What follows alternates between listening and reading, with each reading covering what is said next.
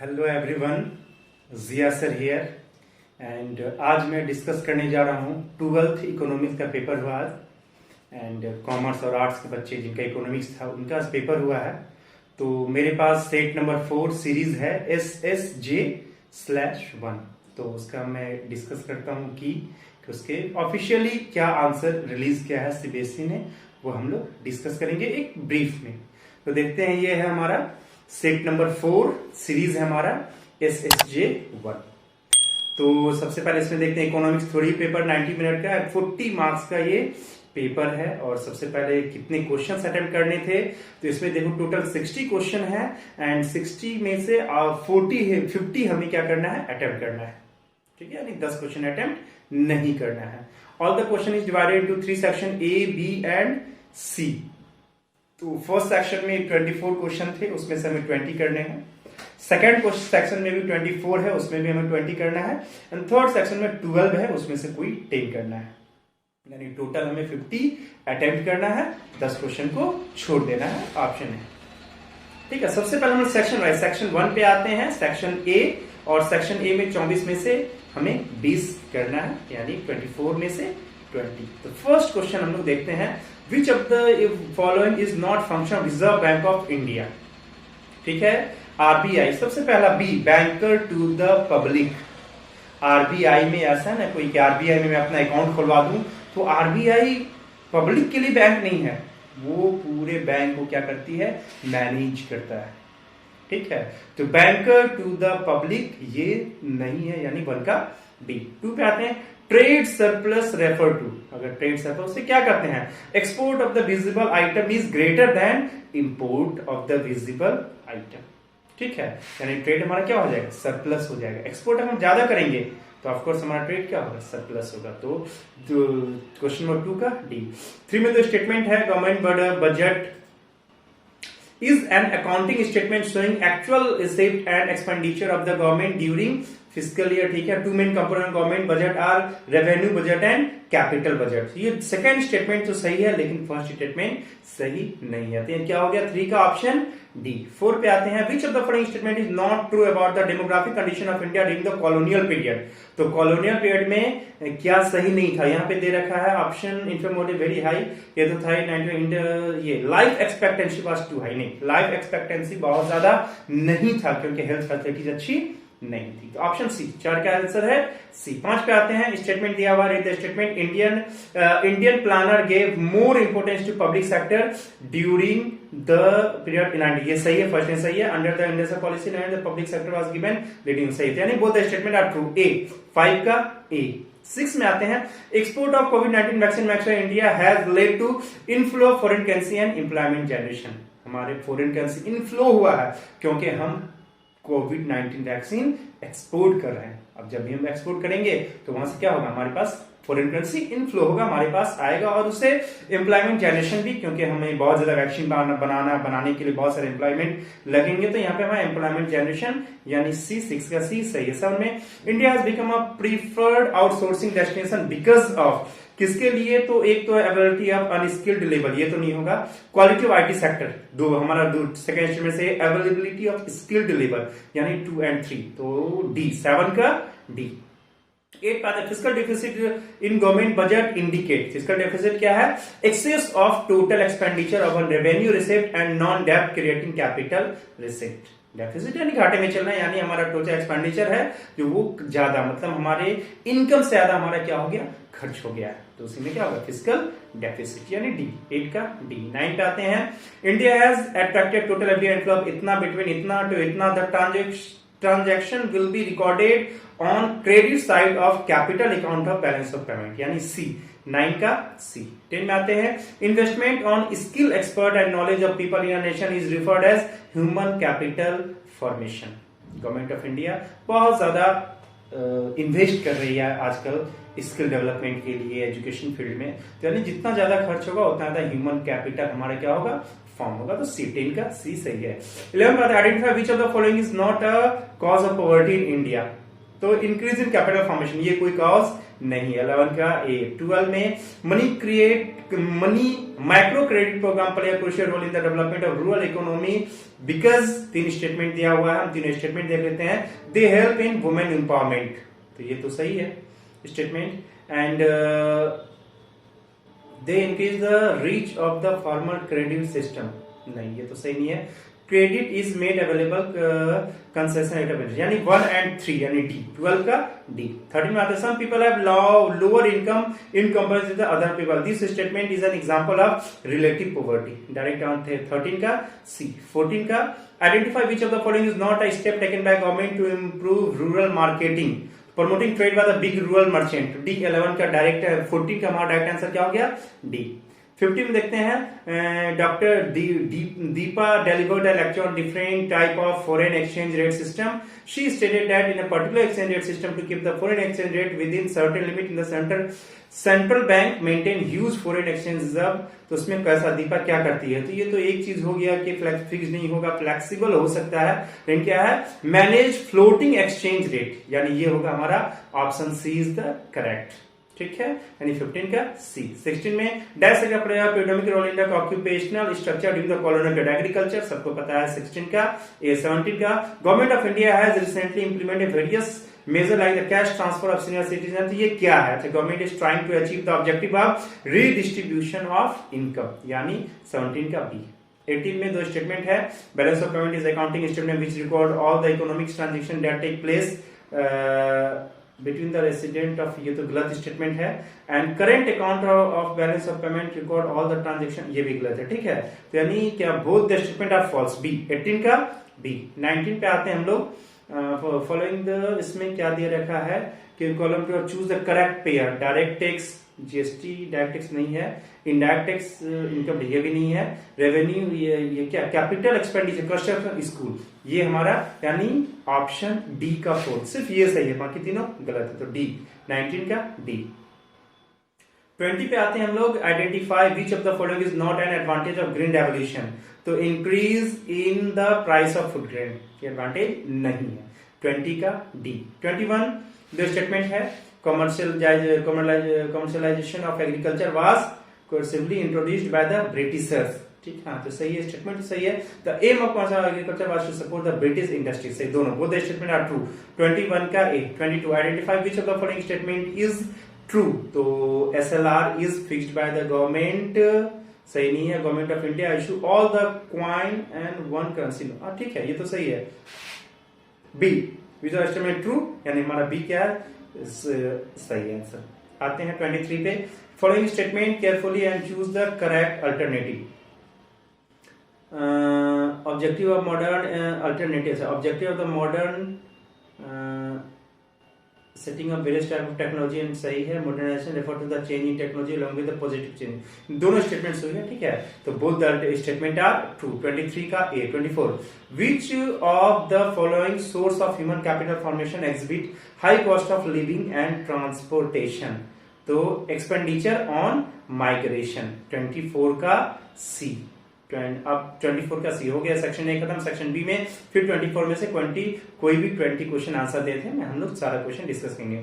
UN government has set an ambitious different target 1.1 trillion for the financial year, इतना income receive from the decided can be classified as dash in the government budget, in capital receive इसे बोलते हैं। 25 का ए। 26 में एक दे रखा है hypothetical economy the following data is given, data दे रखा है मर्केंडाइज ये वो दे, the value of balance of current account would be, इसको हम लोग कैलकुलेट करेंगे तो ये कितना 60 आएगा इसका आंसर, तो 60 द करेक्ट आंसर। 27 का read the following statement carefully, 2 adjusted reason है, तो उसका देखते हैं क्या है, India could not develop a sound industrial base during the British rule, ये तो स्टेटमेंट ए तो सही है हमारा, ठीक है। British followed relatively trade policy which led to the rise of Indian handy, ये तो गलत स्टेटमेंट है, यानी assertion A is true but R is false, C. 27 का सी।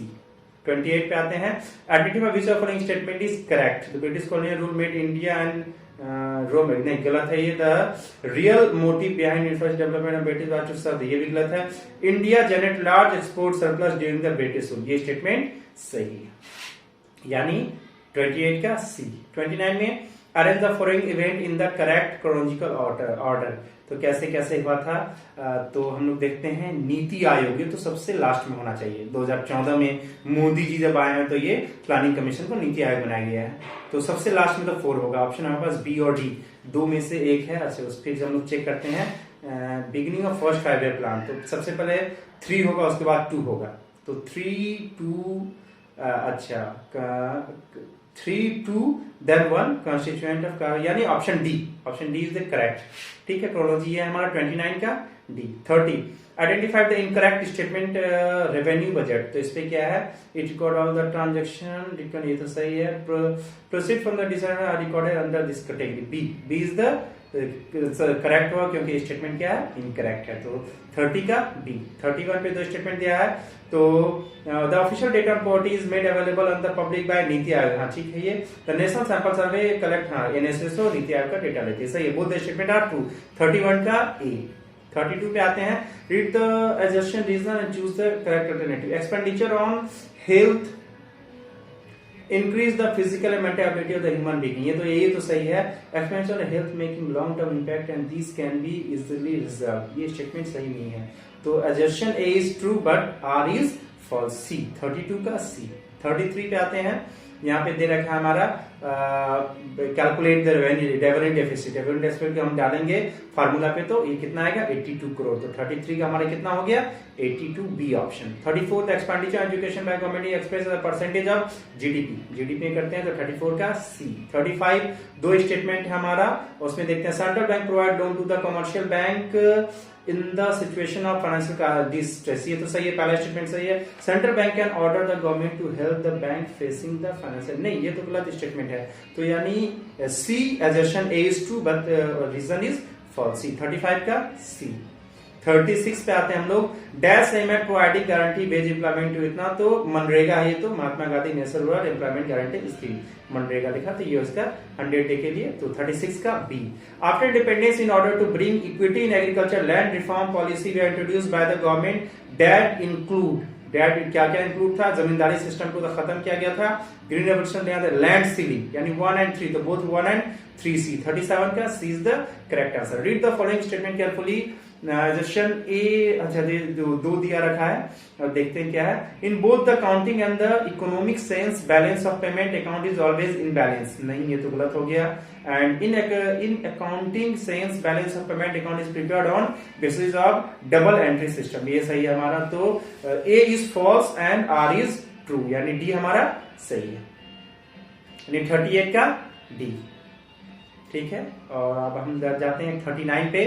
Read the following statement carefully and choose the correct alternative, इसमें भी देखना है कि क्या होगा।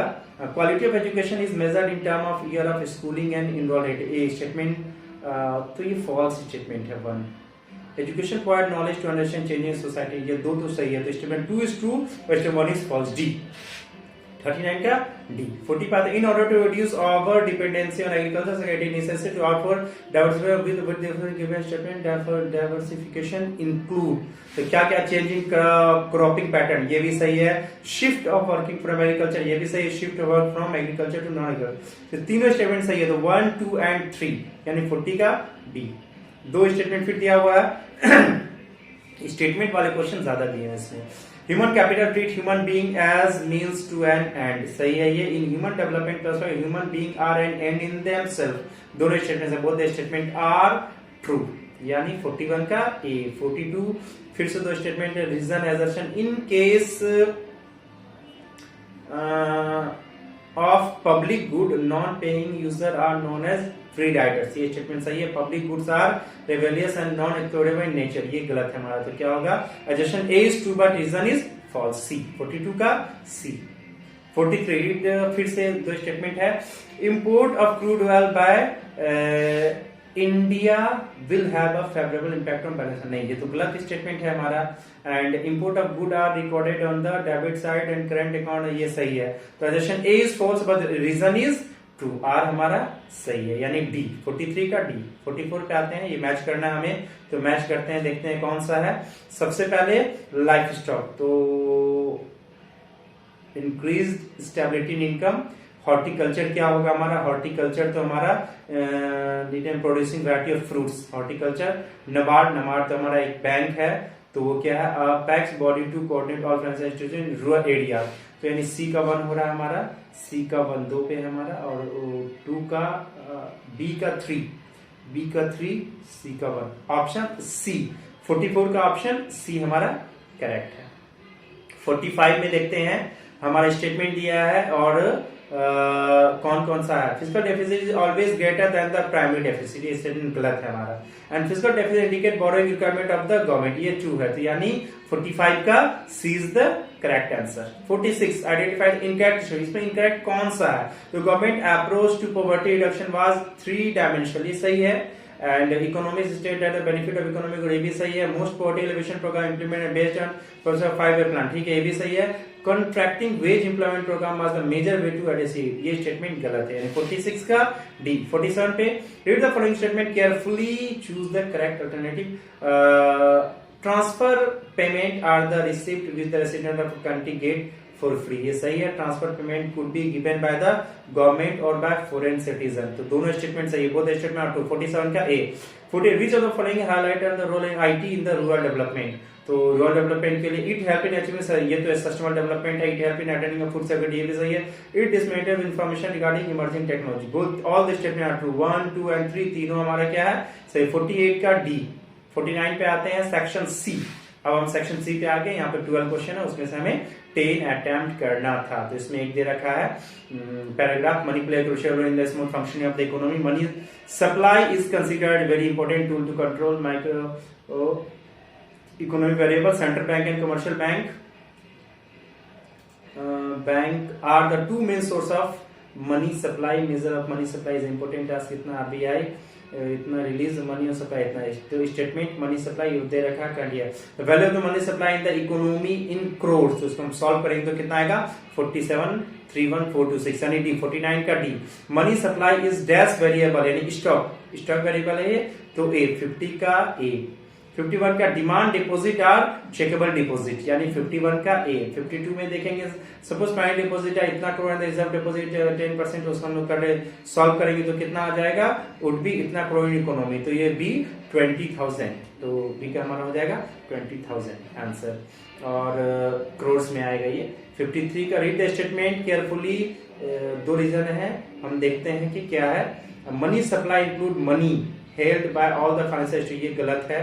and money held by the government does not come into money held by government does not come into circulation, ये statement सही है, तो हमारा ए गलत, A is false and B is true, यानी डी। 53 का डी। 54 में dash release data on money supply in India, तो आरबीआई रिलीज करता है, तो बी। 54 का बी। 55 से 50 से एक पैसेज दिया, फिर से उसको पैसेज देखते हैं हम लोग। India's growth part grab the attention of world after the introduction of new economic policy 1990, economic reform includes stabilization, structure reform, liberation led to the breaking of the licence raj खत्म हुआ था, reform was introduced in various sector with the aim of decreasing government intervention, it was done in order to build a new framework to make market more of India, low foreign exchange reserve was one of the reason for the introduction of reform. Present India enjoy a leading position in term of foreign exchange reserve according to what the reform, इसमें जो passage है उसको देखते हैं। Which of the following is not the reason for the introduction of economic in 1991, तो increase in export direct हम देखते हैं, तो D 55 का। D 56 में स्टेटमेंट है each of the reform aimed at improving the efficiency of the country and increasing its international competitiveness, तो ये स्टेटमेंट हमारा सही है। Structure reform measure are the short term measure, ये गलत है हमारा स्टेटमेंट, तो statement 1 is true and 2 is false, यानी 56 का सी। 57 आते हैं in order to make the end of licence या the dash measure taken by the government of India, तो इसने क्या मेजर लिया था? लिबरलाइजेशन, ठीक है, आगे क्योंकि लाइसेंस राज की बात अगर करेंगे तो उसके लिए ओनली 1, ठीक है, लिबरलाइजेशन। हालांकि उसने ये तीनों एलपीजी मॉडल अडॉप्ट किया गया, लेकिन अगर बात करेंगे mark the end of licence raj, सिर्फ यहाँ पे लाइसेंस राज की बात कर रहा, तो लाइसेंस राज को खत्म करने के लिए हमने क्या कर दिया, लिबरल कर दिया कि anybody can establish their work, अपना काम कर सकते हैं विदाउट हैविंग एनी लाइसेंस। कुछ सेक्टर में लाइसेंस को कंपल्सरी रखा गया, बाकी सबको लाइसेंस से हटा दिया गया। तो यानी इसका आंसर ये होगा। तो इसमें कंफ्यूज नहीं करना है कि सर ये तो एलपीजी मॉडल की बात कर रहा, तो एलपीजी मॉडल की ही बात कर रहा है ये, लेकिन यहाँ पे बात हो रही है सिर्फ लाइसेंस राज को खत्म करने के लिए। तो वहां पे ऑप्शन क्या है हमारा, ए, दैट इज लिबरलाइजेशन। तो only one is the correct. 57 क्या है, 58 पे देखते हैं, privatisation of public sector enterprise implies, तो ये है हमारा कि option D both strategic sale and minority sale, यानी 58 का डी। 59 पे आते हैं, match the situation given column. ये हम मैच करते हैं चारों को, देखते हैं कि इंडस्ट्रियल सेक्टर रिफॉर्म। तो इंडस्ट्रियल सेक्टर रिफॉर्म क्या करता है, जो रिफॉर्म हुआ था उसमें क्या, एवोल्यूशन ऑफ लाइसेंस सिस्टम, यानी ए का तो 4 होगा। Financial sector reform, financial sector reform यानी आरबीआई का है। फिजिकल रिफॉर्म, फिजिकल रिफॉर्म हमारा रिडक्शन ऑफ टैक्स, तो यानी हमारा ऑप्शन मैच कर रहा है सी, यानी 59 का सी। ए का 4, बी का 1, सी का 2, 59 का C is the correct answer. 60 में फिर से स्टेटमेंट दिया हुआ है, और economic reform create a growth path where all the sector grow at the same pace, ये सही है। First answer correct, and second agriculture sector after the economy 91 acceleration growth rate, नहीं, एग्रीकल्चर सेक्टर उतना grow नहीं किया, ये student false है। तो यानी सी, 60 का आंसर सी। तो ये चलो क्वेश्चन फिनिश हो गया, और आप लोग आंसर इससे मिला नहीं, जिसको जितना भी सही आ रहा है रेस्पॉन्स वो अच्छी बात है, उससे वरी नहीं करना है, और नेक्स्ट जो एग्जाम है उसके प्रिपरेशन में लग जाना है। होप कि सबका अच्छा गया होगा। अगर वीडियो अच्छा लगा हो तो please subscribe my channel, that is Jiya study circle, and I am your guru, your guide Jiya sir here. Thank you.